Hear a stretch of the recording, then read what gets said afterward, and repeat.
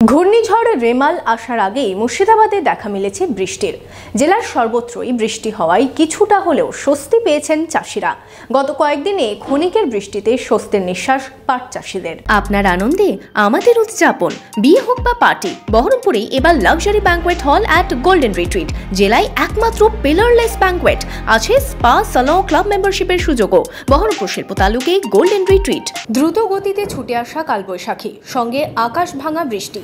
ঠিক এমনই একটা মুহূর্তের অপেক্ষায় দিন গুনছিলেন মুর্শিদাবাদের পাট চাষিরা। কেননা মুর্শিদাবাদ জুড়ে পাট চাষে সাধারণভাবে ব্যবহার করা হয় নবীন প্রজাতির বীজ। জমিতে সেই পাট বীজ ছড়ানোর জন্য চৈত্রের মাঝামাঝি থেকে মাঝ বৈশাখ হলো আদর্শ সময়। দিনে ঝাঁঝালো রোদ্দুর, বিকেলের দিকে মাঝে মাঝে বৃষ্টি। এমন আবহাওয়ায় পাট বোনার জন্য উপযুক্ত। তবে এবারে বৈশাখের শেষের দিকে দেখা মিলল কালবৈশাখের বৃষ্টির। ফলে পাট চাষে ক্ষতি হবে সেই আশঙ্কায় ছিলেন পাট চাষিরা। যদিও এখন পাট চাষিরা কম বেশি সবাই মেশিনের জল দিয়েই পাট চাষ করছেন, কিন্তু তাতে খরচা বেশি। তাই কালো মেঘ ভর্তি আকাশের দিকে তাকিয়ে চাষিরা। এখনো পর্যন্ত খুব একটা বেশি বৃষ্টি জেলায় হয়নি, যদিও ক্ষণিকের এই বৃষ্টিতে খুশি পাট চাষিরা। পাশাপাশি প্রচন্ড খরার কারণে ক্ষতি হয়েছে অন্যান্য ফসলেরও বলে জানাচ্ছেন চাষিরা। এই বৃষ্টিতে পাটের একটু ভালো হলো। এই সবজি বলতে করলা টলা আছে, শসা, এগুলো একটু ভালো হয়েছে। তবে বৃষ্টি আরো পর্যাপ্ত পরিমাণে বৃষ্টি দরকার এখনো। আপনার এই বৃষ্টি না থাকাকালীন যা খরা গেল, তাদের ফসলের যা হাই ক্ষতি, চাষি একবারে ভূমিসাৎ হয়েছে। চাষির কোনো দিক দিয়ে আয় নাই। এই যে তিলটা আপনার দুটো ছেঁচ, তা তো জলের ব্যবস্থা নাই, ঠিকমতো ছেঁচতে পেল না। তবে যাই, আর একবার বৃষ্টি হয়েছিল, আর এই গতকালকের বৃষ্টিতে তিলটা একটু ভালো লাগছে।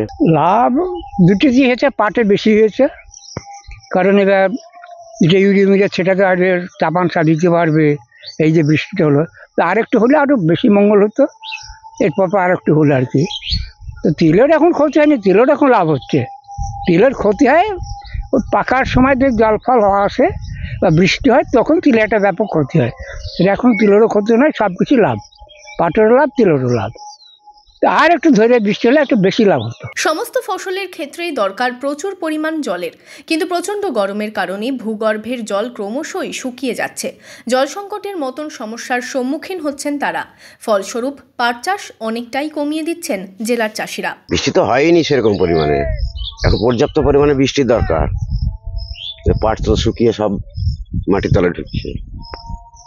করলাতে 6-7টা শেষ হয়ে গেল বৃষ্টি ব্যবহারে। বৃষ্টি তো নাই, বৃষ্টি এখন দরকার প্রচন্ড পরিমাণে।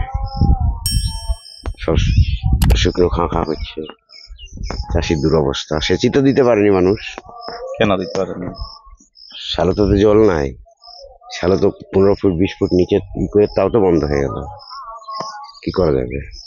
তাহলে উপর বৃষ্টিতে ভরসা আপনাদের? উপর বৃষ্টি এখন বর্তমানে ভরসা। কোথাটা কি করবো, দেখি আবহাওয়া নেমেছে বলছে। পাট চাষ করে কি করবে মানুষ? পাটের যে খরচা, গত বছর তো হয়তো পচাতেই পারিনি। তারপরে দাম নাই, বৃষ্টি নাই, তারপর আবার পাটের দাম নাই। খরচ 30 টাকা, 30 টাকা কিলো পাট বিক্রি করেছি কত, তো নেয়নি, সেই জোর করে দিতে হয়েছে। কি করা যাবে? এই জন্য মানুষ এইভাবে যা খরচ, তাতে খরচ উঠেনি, ঘর থেকে লেগেছে বরং। পাট চাষ কমানোর ব্যাপারটা হচ্ছে, যা চাষ করে যেটা খরচ হচ্ছে, বিশেষ করে রাসায়নিক সার কিনতে গিয়ে চাষিরা আবার হিমশিম খেয়ে যাচ্ছে, খরচ উঠছে না। তারপরে লেবার খরচ আছেই, বিশাল যে খরচ অনুপাতে সে মূল্য পাওয়া যাচ্ছে না। সেদিনে খুব একটা লাভ হচ্ছে তা হচ্ছে না। পাটকে সোনালী তন্তু বলা হয়, এবং সেই সোনালী তন্তু বহু প্রাচীন সময় থেকে ফলিয়ে গোটা দেশে তাক লাগিয়ে দিয়েছেন মুর্শিদাবাদের জেলার চাষিরা। কিন্তু বর্তমানে আবহাওয়ার পরিবর্তনের কারণে সঠিক সময়ে বৃষ্টি না হওয়ায় জল সংকটের দরুন পাট চাষ থেকে ধীরে ধীরে মুখ ফিরিয়ে নিচ্ছেন চাষিরা। খুঁজে নিচ্ছেন বিকল্প ফসল, যেমন তিল, ভুট্টার মতন লাভদায়ক ফসল। বেলডাঙ্গা থেকে রামচন্দ্র বিশ্বাসের রিপোর্ট, ইমাজিন কমিউনিটি মিডিয়া।